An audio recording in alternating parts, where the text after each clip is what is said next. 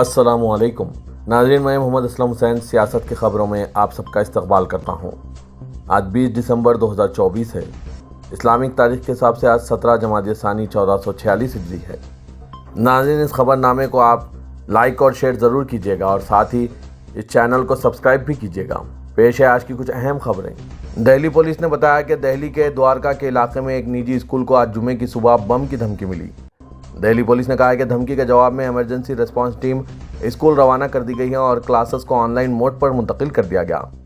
مزید تفصیلات کا انتظار ہے۔ قومی دارالحکومت دہلی میں اسکولوں کو درہم برہم کرنے کی اس طرح کی دھمکیوں کا یہ پہلا واقعہ نہیں ہے۔ ساؤتھ ایسٹ دہلی کے ڈپٹی کمشنر آف پولیس روی کمار سنگھ نے بم کی دھمکی کے بارے میں بات کرتے ہوئے کہا کہ فرضی دھمکیوں کی تحقیقات سے پتہ چل رہا ہے کہ اسکولوں کو بھیجے گئے ای میل ملک سے باہر بنائے گئے تھے۔ آج کے اس خبر نامے کو نورانی لباس کی جانب سے اسپانسر کیا جا رہا ہے۔ نورانی لباس کی اینڈ آف سیزن سیل صرف آپ کے لیے، پارٹی ویئر ہو، فیسٹو ایتھنک ویئر یا پھر ٹریڈیشنل ریگولر ویئر، سب کچھ 50% تک ڈسکاؤنٹ پر دستیاب ہے۔ 15 دسمبر سے جاری ہے ہماری اینڈ آف سیزن سیل۔ نورانی لباس، نوابی شہر کا نوابی نذرانہ، شیروانی، پٹھانی اور کرتوں کا خزانہ۔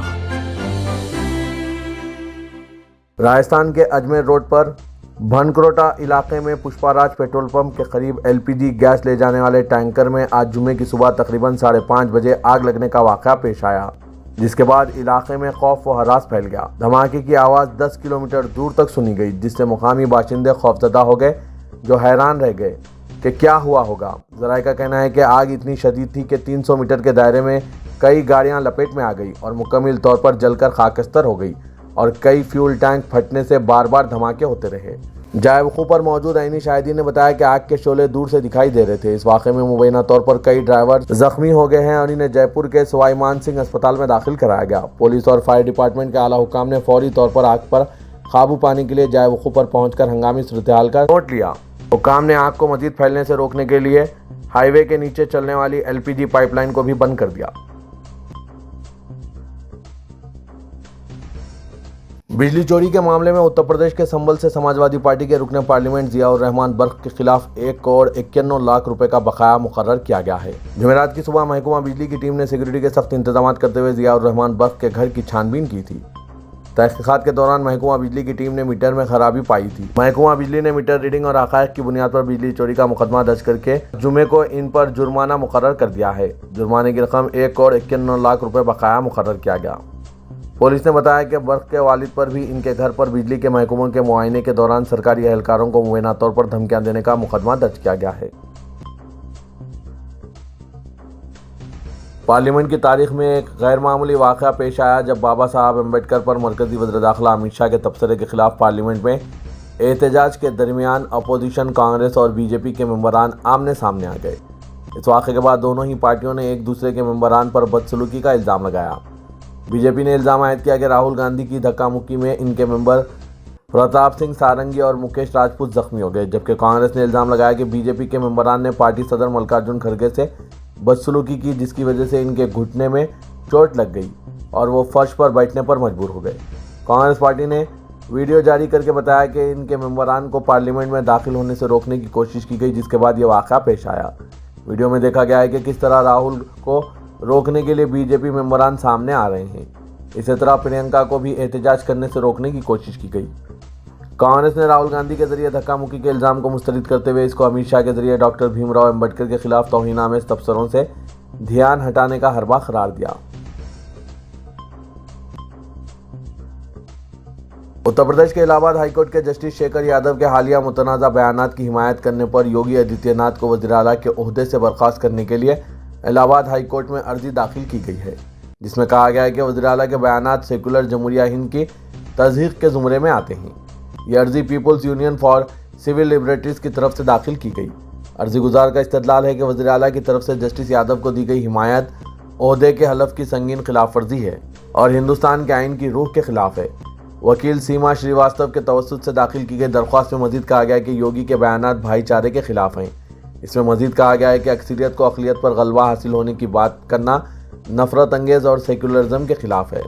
ناظرین، کیا واقعی یوگی آدتیہ ناتھ کو وزیر اعلیٰ کے عہدے سے برخاست کیا جانا چاہیے؟ آپ اپنے خیالات کمنٹ کے ذریعے ضرور بتائیے گا۔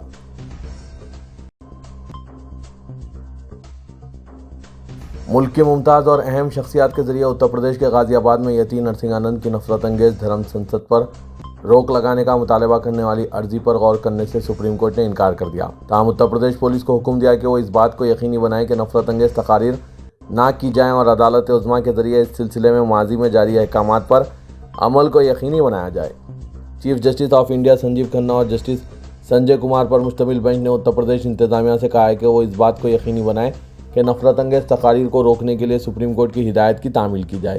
بینچ نے کہا ہے کہ محض اس لیے کہ ہم اس عرضی پر غور نہیں کر رہے ہیں، اس کا مطلب یہ نہیں کہ خلاف ورزیاں کی جائے۔ چیف جسٹس سنجیو کھنہ نے اتر پردیش کی طرف سے پیش ایڈیشنل سالیسیٹر جنرل کے نٹراج کو ہدایت دی کہ دھرم سنسد پر نظر رکھی جائے اور اس میں کی جانے والی تقاریر کی ریکارڈنگ کی جائے۔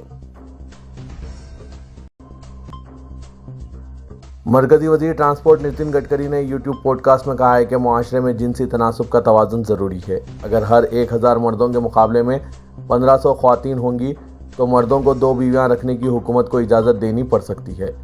گزشتہ روز ٹیلی کاسٹ ہوئی اس شو میں گڈکری نے کہا کہ لیو ان ریلیشن شپ کا تصور غلط ہے اور یہ سماج کے اصولوں کے خلاف ہے۔ ہم جنس پرستوں کی شادی سماجی ڈھانچے کو بھی تباہ کر دے گی۔ گڈکری نے کہا کہ بچے پیدا کرنا اور ان کی صحیح پرورش کرنا والدین کا فرض ہے۔ اگر آپ کہتے ہیں کہ آپ نے صرف بچہ پیدا کیا اور ذمہ داری نہیں اٹھانا چاہتے تو یہ درست نہیں ہے۔ انہوں نے کہا کہ اگر جنسی تناسب کا توازن ضروری نہیں رہا تو یہاں پر ہر مرد کو 2 بیویاں رکھنے کی اجازت دینی پڑ سکتی ہے۔ جھارکھنڈ کے ضلع سرائیکیلا کھرساواں کے سپرا گاؤں میں گزشتہ دنوں ایک ہجوم کی طرف سے لاٹھیوں سے بے دردی سے پیٹنے کے 6 دن بعد 40 سالہ شیخ تاج الدین شہید ہو گئے۔ اہل خانہ نے الزام لگایا کہ ان پر حملہ صرف ان کی داڑھی اور ٹوپی کی وجہ سے کیا گیا اور پیٹ پیٹ کر ہلاک کر دیا گیا۔ کپالی کے غوث نگر کے بغدادیہ مسجد علاقے کے رہنے والے مویشیوں اور سبزیوں کے تاجر شیخ تاج الدین کو ہجوم کے ہاتھوں بری طرح زدوکوب کیے جانے کے بعد انتہائی سنگین حالت میں رانچی کے ریمس میں داخل کرایا گیا تھا۔ تاج الدین کے اہل خانہ نے آدتیہ پور تھانے میں FIR درج کرائی ہے، جس کے بعد اب تک مشتبہ افراد منو یادو، چیلا یادو، سنجے یادو اور گوتم منڈل کو گرفتار کیا جا چکا ہے۔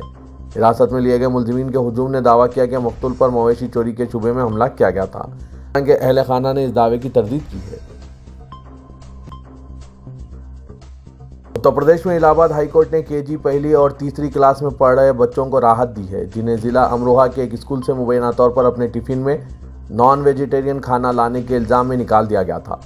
ضلع امروہہ کی صابرہ اور اس کے 3 بچوں کی طرف سے دائر ریٹ پٹیشن کی سماعت کرتے ہوئے جسٹس سدھارتھ اور جسٹس SC شرما کی ڈویژن بینچ نے ضلع مجسٹریٹ کو ہدایت دی کہ ان بچوں کو central board of secondary education سے منسلک کسی دوسرے اسکول میں داخل کرایا جائے۔ اس حوالے سے تعمیل کا حلف نامہ داخل کرنے کی ہدایت دی۔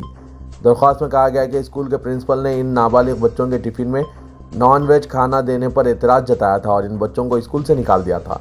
درخواست گزار کے وکیل نے دلیل دی کہ یہ بچے KG پہلی اور تیسری جماعت میں پڑھنے والے نابالغ بچے ہیں اور اسکول کے اس فیصلے سے ان کا تعلیم کا حق متاثر ہوا ہے۔ عدالت نے 17 دسمبر 2024 کو دیے گئے اپنے فیصلے میں 6 جنوری 2025 کو کیس کی نئی سماعت کی ہدایت دی اور کہا کہ اگر ضلعی مجسٹریٹ امروہہ کی جانب سے کوئی حلف نامہ داخل نہیں کیا جاتا ہے تو انہیں اگلی تاریخ کو ذاتی طور پر پیش ہونا پڑے گا۔ پارلیمنٹ میں BR امبیڈکر کے بارے میں تبصرے کے لیے مرکزی وزیر داخلہ امت شاہ پر سخت تنقید کرتے ہوئے سینئر کانگریس لیڈر اور کرناٹک کے وزیر اعلیٰ سدھارامیا نے ادعا کیا کہ اگر امبیڈکر کا دستور نہیں ہوتا تو وہ امت شاہ کچرا چننے والے ہوتے۔ ناظرین، کرناٹک کے وزیر اعلیٰ کے بیان پر آپ کی کیا رائے ہے؟ کیا واقعی امت شاہ دستور نہیں ہوتا تو کچرا چنتے؟ اپنے خیالات کمنٹ کے ذریعے ضرور بتائیے گا۔ چیف منسٹر نے مزید کہا کہ اگر راجیہ سبھا کے صدر نشین جگدیپ دھنکر دستور کے تحت کام کر رہے ہیں تو انہیں چاہیے کہ وہ فوری امت شاہ کو ایوان سے معطل کریں۔ عام آدمی پارٹی کے قومی کنوینر ارون کیجریوال نے پارلیمنٹ میں دلت مسیحا ڈاکٹر امبیڈکر کے بارے میں مرکزی وزیر داخلہ امت شاہ کے تصدیق آمیز تبصرے پر بہار کے وزیر اعلیٰ نتیش کمار اور آندھرا پردیش کے وزیر اعلیٰ چندرا بابو نائیڈو کو خط لکھا ہے۔ نتیش کمار اور چندرا بابو نائیڈو کو لکھے گئے خط میں کیجریوال نے کہا کہ میں آپ کو یہ خط ایک بہت اہم موضوع پر لکھ رہا ہوں جس کا تعلق نہ صرف ہمارے آئین سے ہے بلکہ بابا صاحب امبیڈکر کی ساکھ سے بھی ہے۔ انہوں نے کہا کہ حال ہی میں پارلیمنٹ میں ملک کے وزیر داخلہ امت شاہ نے بابا صاحب کے نام پر جو تبصرہ کیا تھا اس نے پورے ملک کو چونکا دیا ہے۔ وزیر اعظم نریندر مودی نے امت شاہ کے بیان کی کھلے عام حمایت کی۔ اس نے جلے پر نمک چھڑکنے کا کام کیا۔ انہوں نے کہا کہ لوگ یہ محسوس کرنے لگے ہیں کہ بابا صاحب سے محبت کرنے والے اب BJP کا ساتھ نہیں دے سکتے۔ بابا صاحب صرف ایک لیڈر نہیں بلکہ ہمارے ملک کی روح ہے۔ بی جے پی کے اس بیان کے بعد لوگ چاہتے ہیں کہ نتیش کمار اور چندرا بابو نائیڈو اس معاملے پر گہرائی سے سوچیں۔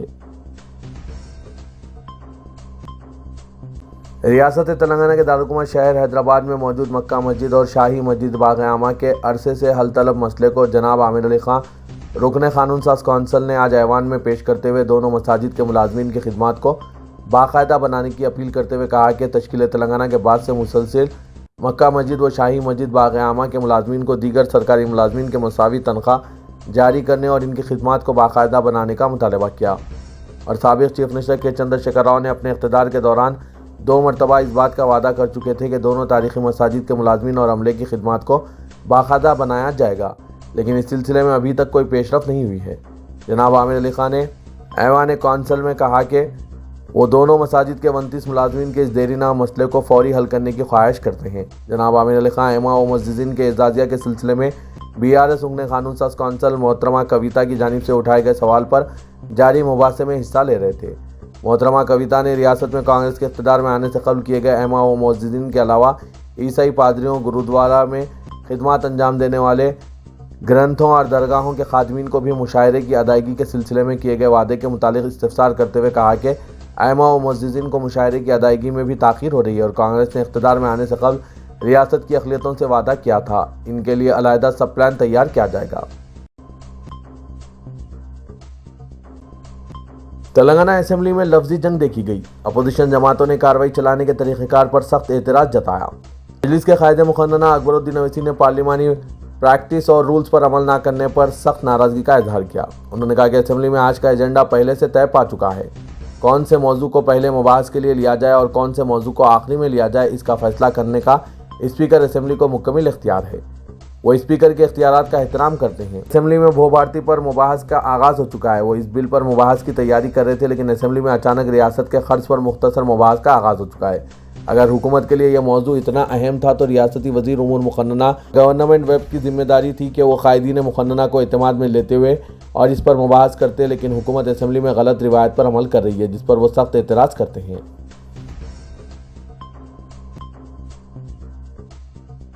شہر حیدرآباد کے دائرے کو وسعت دینے اور آؤٹر رنگ روڈ کے حدود میں موجود 30 بلدیات کو مجلس بلدیہ عظیم تر حیدرآباد میں ضم کرنے کے سلسلے میں جاری اطلاعات کی آج تلنگانہ قانون ساز کونسل میں چیف منسٹر تلنگانہ ریونت ریڈی کی جانب سے دیے گئے تحریری جواب میں تردید کی گئی ہے۔ رکن قانون ساز کونسل MS پربھاکر نے کونسل میں وقفے سوالات کے دوران اس بات کا استفسار کیا تھا کہ آیا ریاستی حکومت کے پاس ایسی کوئی تجویز زیر غور ہے جس میں حکومت کی جانب سے مجلس بلدیہ عظیم تر حیدرآباد میں اطراف کی 30 بلدیات کو شامل کرتے ہوئے شہر حیدرآباد کے دائرے کو وسعت دینے کا منصوبہ تیار کیا گیا ہے۔ انہوں نے اپنے سوال میں یہ بھی جاننے کی خواہش کی تھی کہ کیا حکومت نے مجلس بلدیہ عظیم تر حیدرآباد کی جانب سے ممبئی کے طرز پر GHMC کو 4 زون میں تقسیم کرنے کا منصوبہ تیار کیا ہے۔ علاوہ ازیں حکومت نے نو تشکیل شدہ بلدیات یا کارپوریشنز کے لیے خصوصی فنڈز کی تخصیص کے اقدامات کیے ہیں۔ چیف منسٹر کی جانب سے جاری کیے گئے تحریری جواب میں تمام سوالات کا نفی میں جواب دیتے ہوئے اس بات کی وضاحت کر دی گئی کہ ریاستی حکومت کے پاس ایسا کوئی منصوبہ زیر غور نہیں ہے اور نہ ہی حکومت کی جانب سے اطراف کی 7 کارپوریشن اور 30 بلدیات کو مجلس بلدیہ عظیم تر حیدرآباد میں ضم کرنے کا کوئی منصوبہ ہے۔ حکومت تلنگانہ پرانے شہر میں حیدرآباد میٹرو ریل کے لیے اپنی جائیداد حوالے کرنے والوں کو مایوس نہیں کرے گی، بلکہ قوانین کے مطابق جو معاوضہ دیا جانا چاہیے اسے یقینی بنائے گی۔ ریاستی وزیر ڈی سریدھر بابو نے چیف منسٹر ریونت ریڈی کی جانب سے قانون ساز کونسل میں بیان دیتے ہوئے یقین دہانی کروائی اور کہا کہ حکومت نے حیدرآباد میٹرو ریل کے دوسرے مرحلے میں پرانے شہر کی ضرورت کو محسوس کر کے فوری حصول اراضیات کا آغاز کیا ہے۔ ڈی سریدھر بابو رکن کونسل جناب عامر علی خان کی جانب سے وقفے سوالات میں اٹھائے گئے سوال کا جواب دے رہے تھے۔ انہوں نے بتایا کہ حکومت شہر حیدرآباد میں سہولتوں کو بہتر بنانے اقدامات کر رہی ہے اور دوسرے مرحلے کے پروجیکٹ کا جو تخمینہ لگایا گیا ہے اس کے مطابق 34,259 کروڑ کا منصوبہ ہے اور اس کو حکومت نے خانگی عوامی شراکت داری کے ذریعے مکمل کرنے کا فیصلہ کیا ہے۔ مجلس اتحاد المسلمین کے مقننہ پارٹی کے لیڈر اکبر الدین اویسی نے تلنگانہ قانون ساز اسمبلی میں Hyderabad disaster response and assets monitoring and protection agency HYDRAA کو اختیارات دینے سے متعلق GHMC ترمیمی قانون کی شدید مخالفت کرتے ہوئے اسے واپس لینے کا مطالبہ کیا اور بتایا کہ کانگریس سے غریب یہ امید وابستہ کیے ہوئے ہیں کہ اندرما حکومت ان کے گھر کو سنوارے گی، آباد کرے گی، لیکن بلڈوزرز کے ذریعے غریبوں کے مکانات کو منہدم کیا جا رہا ہے۔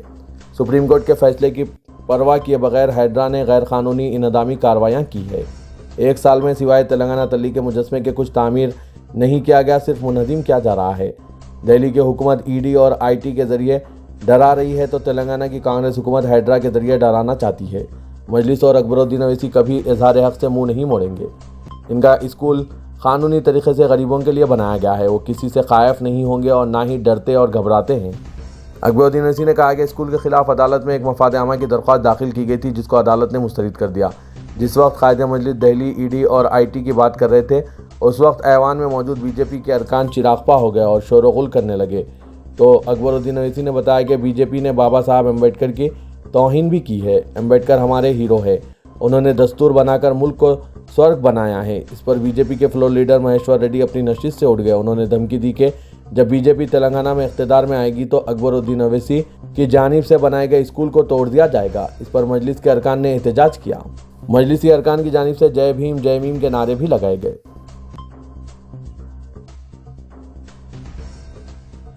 نوجوانوں میں بڑھتی ہوئی بے روزگاری اور نوکریوں کی ضرورت کو دیکھتے ہوئے سوشل ورکر اور چیئرمین ڈیکن بلاسٹر منانجا کی جانب سے ایک اور جاب فیئر کا اہتمام خواجہ مینشن فنکشن ہال ماساب ٹینک پر 21 دسمبر ہفتے کی صبح 8 بجے سے 1 بجے دوپہر تک اہتمام کیا جا رہا ہے۔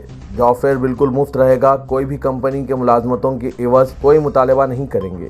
اس جاب فیئر میں 70 کمپنیز کے نمائندے شرکت کرتے ہوئے سلیکشن عمل میں لائیں گے۔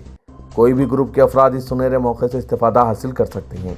کوئی بھی تعلیمی قابلیت کے ہو، اگر آپ SSC ہو یا انٹرمیڈیٹ یا گریجویٹ یا پھر PG، جو بھی ہے، ایک بار اس جاب فیئر کے ذریعے کوشش کیجیے اور اپنے نئے سفر کا آغاز کیجیے۔ مزید تفصیلات کے لیے اس فون نمبر پر رابطہ پیدا کر سکتے ہیں۔ فون نمبر ہے 8374315052۔